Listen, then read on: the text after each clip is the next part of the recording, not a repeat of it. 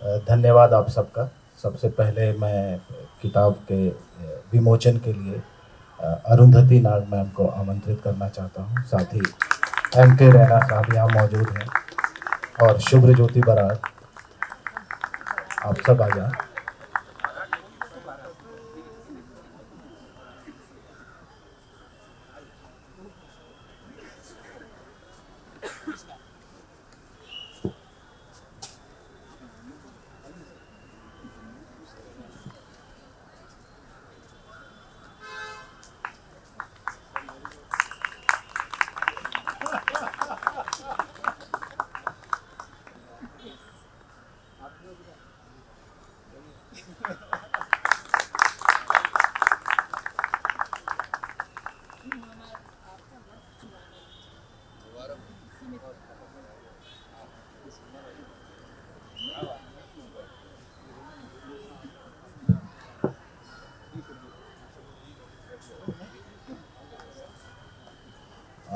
अब मैं शुभ्रदा को आमंत्रित करता हूँ। इनके पास बहुत सारे सवाल हैं मुझे लेकर, तो आप आ जाइए। नमस्कार। सवाल तो बहुत सारे हैं क्योंकि 12-13 साल की दोस्ती है, तो आप समझ ही सकते हैं। मुझे जो एक बात, संदीप के ये तीनों नाटक जो इस संकलन में आए हैं, इन तीनों से मैं वाकिफ़ हूँ। इनमें से 2 मैं पढ़ भी चुका हूँ, देख भी चुका हूँ, और एक सिर्फ पढ़ चुका हूँ।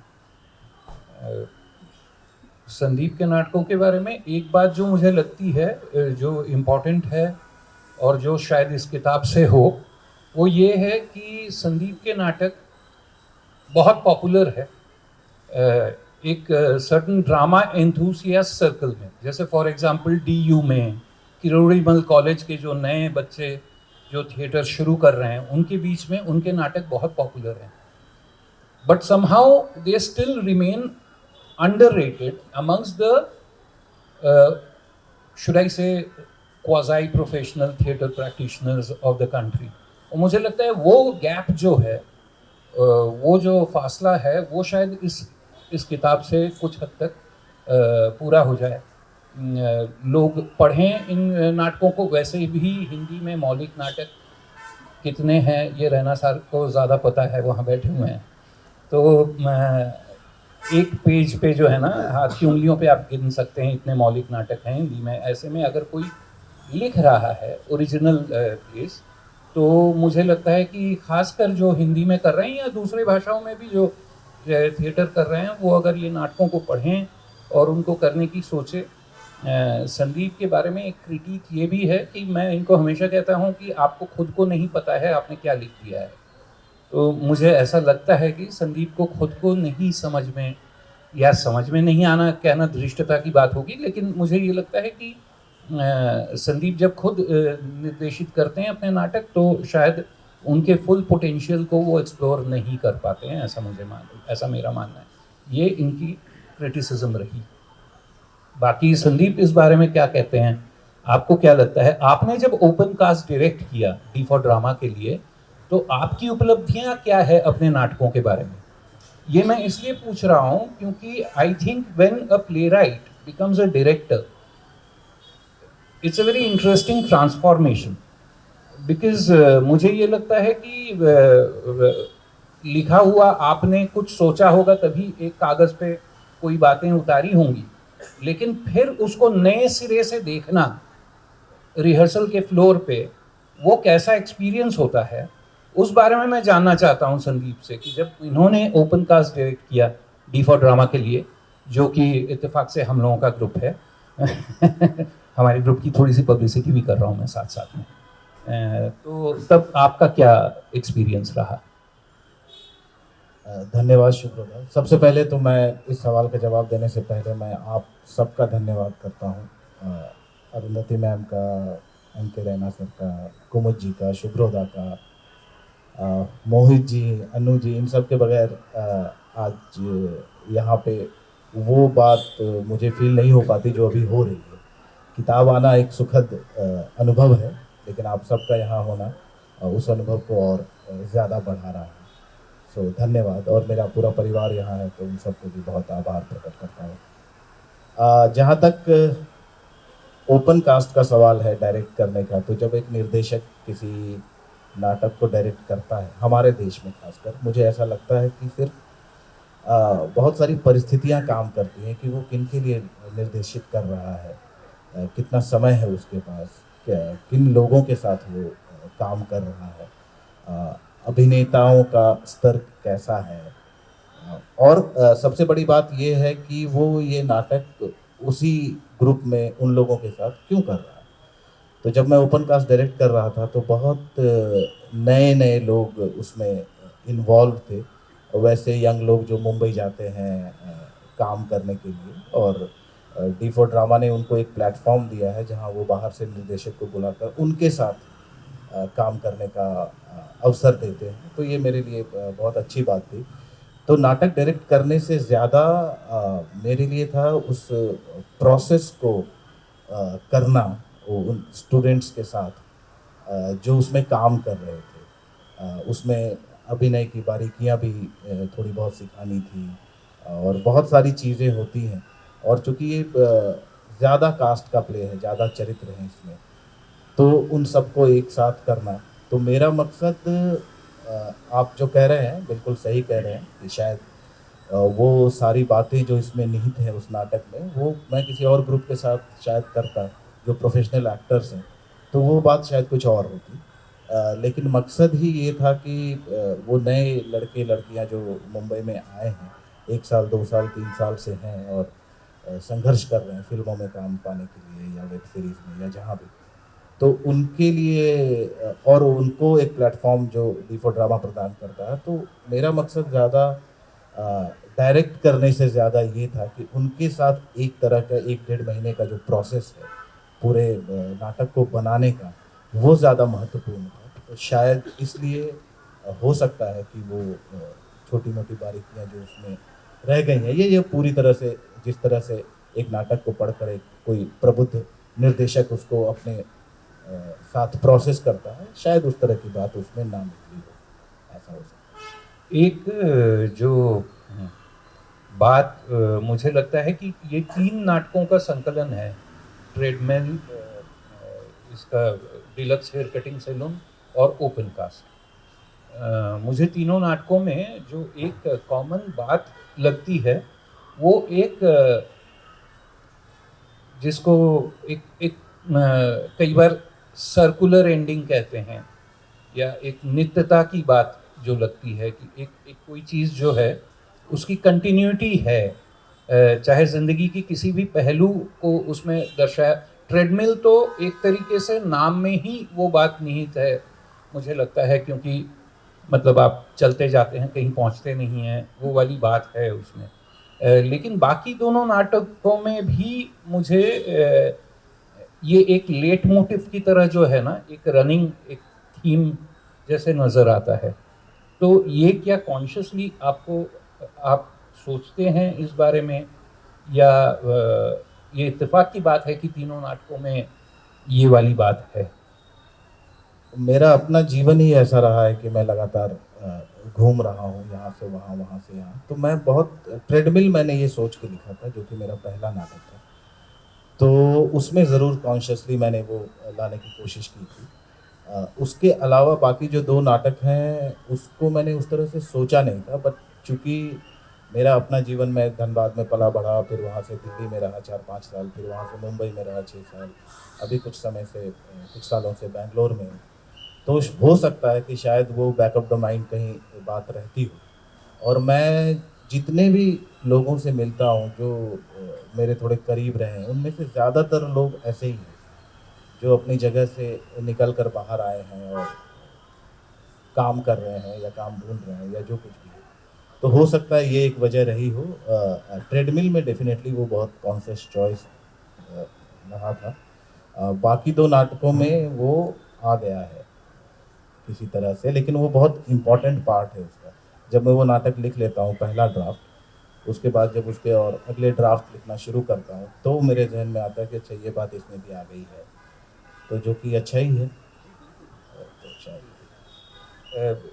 एक बात जो मतलब इनके साथ जो भी इतने सालों से शेयर किया है ज़िंदगी के कुछ-कुछ हिस्से, मुझे हमेशा से संदीप में ये बात लगी कि उनका जो है उनके ऊपर जो असर है, और इसमें मैं पूरी तरह से गलत भी हो सकता हूँ, असर उन पे धनबाद का, जहाँ वो पले बढ़े, शायद पैदा भी वहीं हुए थे, और बेंगलोर का, क्योंकि बहुत सारे साल उन्होंने बेंगलोर में गुजारे।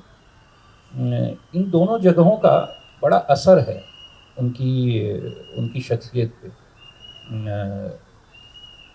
तो आप जब लिखते हैं, क्या ऐसा महसूस करते हैं कि बेंगलोर या धनबाद, धनबाद तो है, प्रच्छन्न रूप से है, लेकिन बेंगलोर भी किसी न किसी तरीके से निहित है?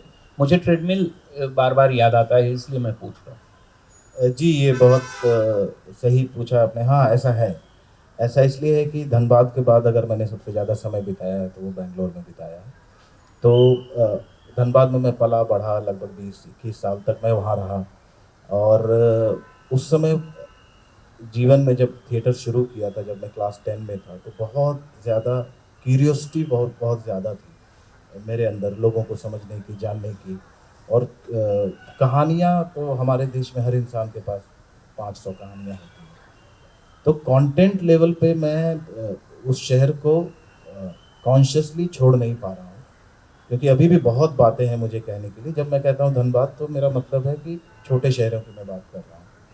तो उस तरह के शहर काफ़ी हैं। और जहाँ तक बैंगलोर का सवाल है, बैंगलोर जब मैं आया, रंगाशंकरा ओपन ही हुआ था। और मतलब रंगाशंकरा तो हमारा दूसरा घर बन गया है उस तरह से। और मुझे लगा कि यार, इससे अच्छी जगह तो रहने के लिए नहीं हो सकती। तो वो एक बहुत बड़ी वजह थी। और मैं एक नाम और लेना चाहूँगा, अभिषेक मजूमदार का, जिनकी वजह से मैंने पहला नाटक लिखा था। उसने ही मुझे कहा था कि आप एक नाटक लिखिए जो रंगाशंकरा के प्लेटफॉर्म पर परफॉर्म करना है। तो ये कह के वो लंदन चला गया। तो मैंने जब नाटक लिखा, तो फुल लेंथ नाटक लिखा, और फिर जब वो आए तो फिर उन्होंने निर्देशित किया। तो बैंगलोर का काफ़ी असर है। बैंगलोर एक समानता भी है धनबाद और बैंगलोर में, क्योंकि धनबाद में कोयले की खानें हैं बहुत ज़्यादा, कोल माइंस है। तो हर जगह से लोग आकर वहाँ काम करते हैं।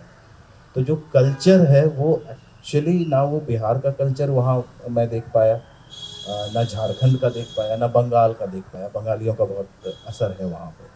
तो वही चीज़, जिस जगह पे मैं बैंगलोर में रहता हूँ, कोरमंगला में, मेरे आसपास वही चीज़ें हैं कि अलग-अलग जगह से लोग आकर रहते हैं। फ़र्क सिर्फ़ पैसों का है, क्लास का है, और पढ़ाई-लिखाई का है। तो ये बहुत बड़ा फ़र्क है एक्चुअली बैंगलोर में और धनबाद में। तो ये समान होते हुए भी इतने भिन्न हैं एक-दूसरे से, और वो कॉन्ट्रास्ट मुझे बेहद पसंद है। तो इस वजह से ये चीज़ें मेरे नाटकों में या मेरी लेखनी में ज़रूर पाई जाती है।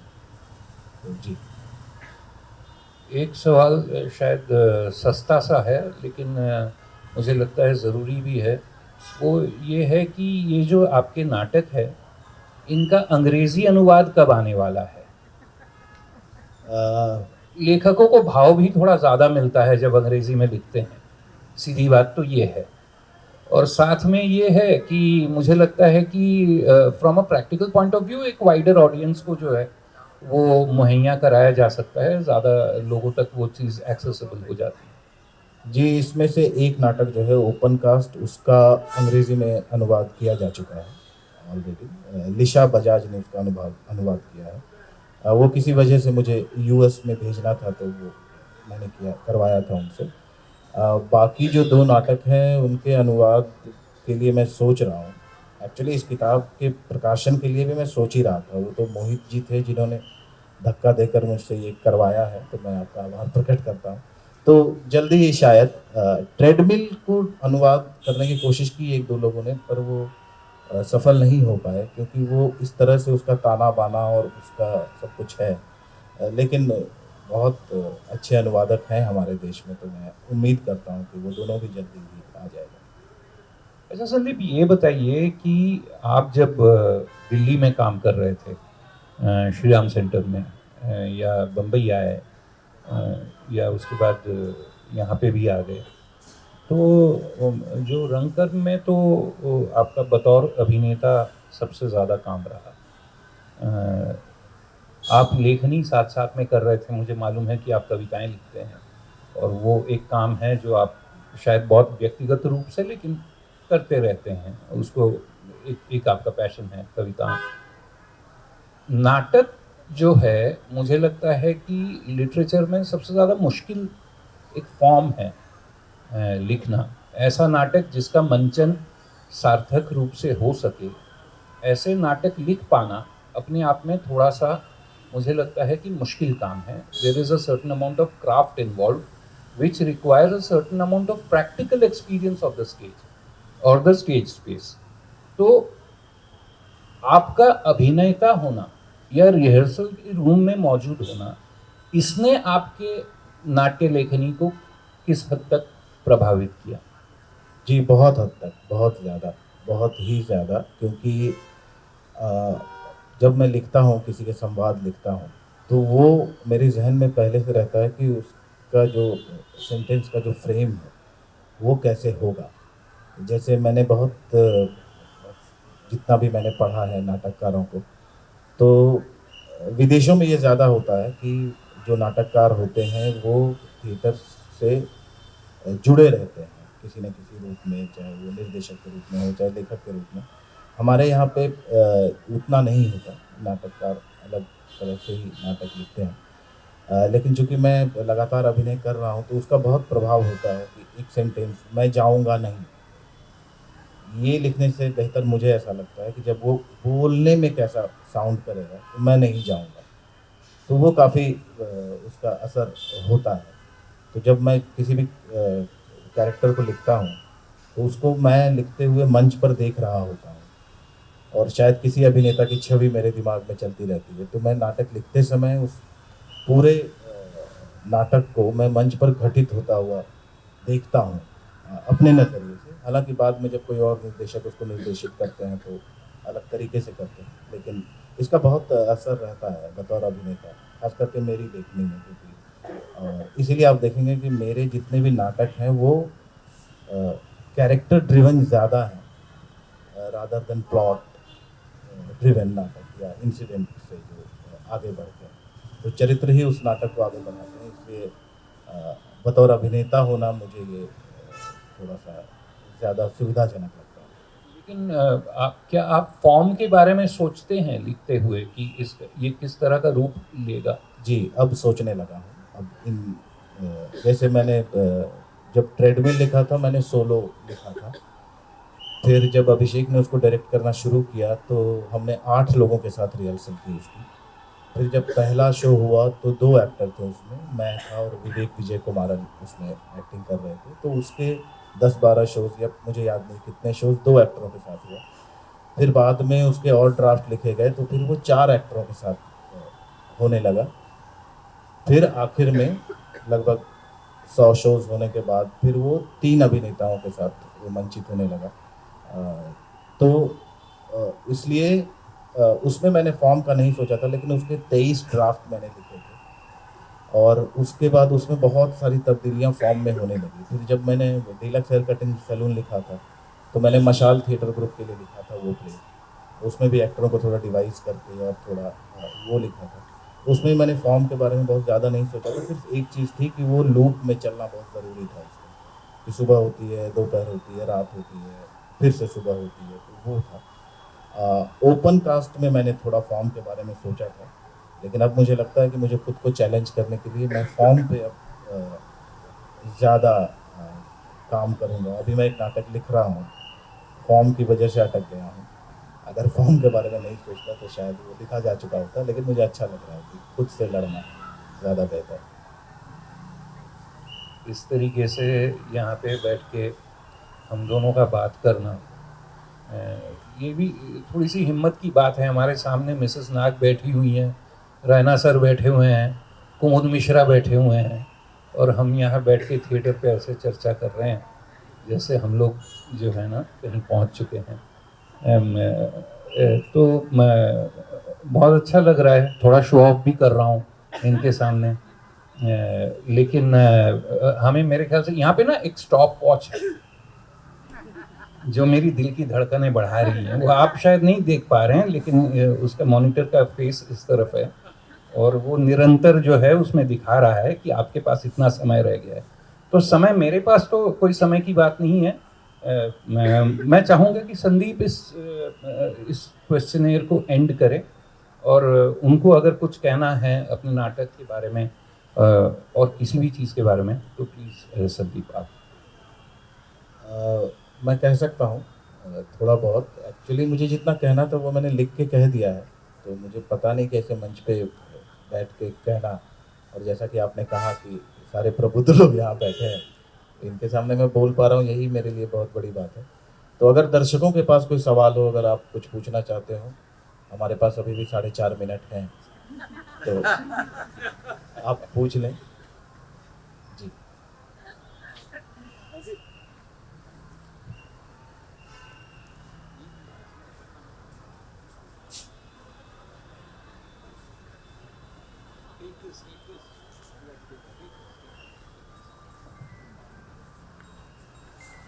आपने इंग्लिश के बारे में तो बता दिया कि इसको कन्वर्ट करके, और बेटर रहता है कि लोगों के पास रहेगा। बट मैं थोड़ा सा ये देख रहा हूँ कि जैसे किड्स हैं, बच्चे हैं आजकल, वो बहुत वेब सीरीज और बहुत सारा मतलब इसमें ही है, they are not into dramas and all. तो क्या ऐसा कुछ आप लिखेंगे या ऐसा कुछ सोच रहे हैं कि जिसमें थोड़ा सा उस साइड भी, बच्चों को भी इसकी तरफ जागरूक करना लगे कि ऐसा भी हो सकता है? क्योंकि मैं वो चीज़ देख रहा हूँ, बहुत ज़्यादा फोकस नहीं है, या मुझे नहीं पता, but I am just asking, कोई ऐसा आपका कुछ? जी, जब आप बच्चे बोल रहे हैं तो आप किस एज ग्रुप की बात कर रहे हैं? मतलब आप ये मान के चलिए कि टीनेजर्स से थोड़ा नीचे, जैसे टीनेजर्स तक आप कह लीजिए। जी, तो उनको इस समय वेब सीरीज देखना चाहिए, मुझे लगता है। क्योंकि नाटक ऐसे भी एक एक सर्टन काइंड ऑफ क्लास की बात है, और एक एक तरह की मैच्योरिटी की बात है। बच्चों के लिए बहुत सारे अच्छे-अच्छे नाटक हो रहे हैं, तो वो ज़रूर देखें, पढ़ें। और अच्छे वेब सीरीज़ देखें तो कोई बुराई नहीं है, मुझे लगता है।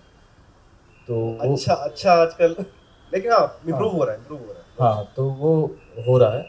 मेरे साथ समस्या है कि मैं बच्चों के लिए काम नहीं कर सकता। मैंने कोशिश की और मैं फ़ेल हो गया।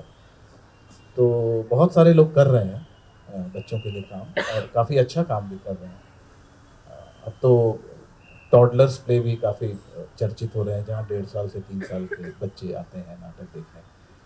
तो काम हो रहा है, तो वो मैं समझता हूँ कि मैं उस लायक नहीं हूँ कि मैं वो काम कर सकूँ। जो लायक हैं वो कर रहे हैं और करते रहें।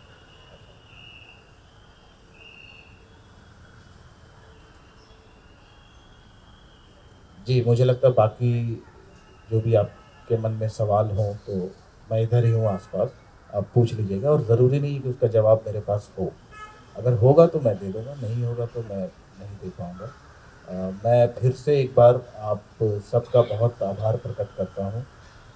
सुबोध का, लक्ष्मी का, जिन्होंने, मैं आपको बताऊँ ये किताब कैसे प्रकाशित हुई। ये सारे नाटक मैंने काफ़ी पहले लिख लिए थे, और मेरी मोहित कटारिया जी से, मेरे बड़े अच्छे दोस्त हैं, उनसे हमेशा बात होती थी कि पब्लिश करवाना है।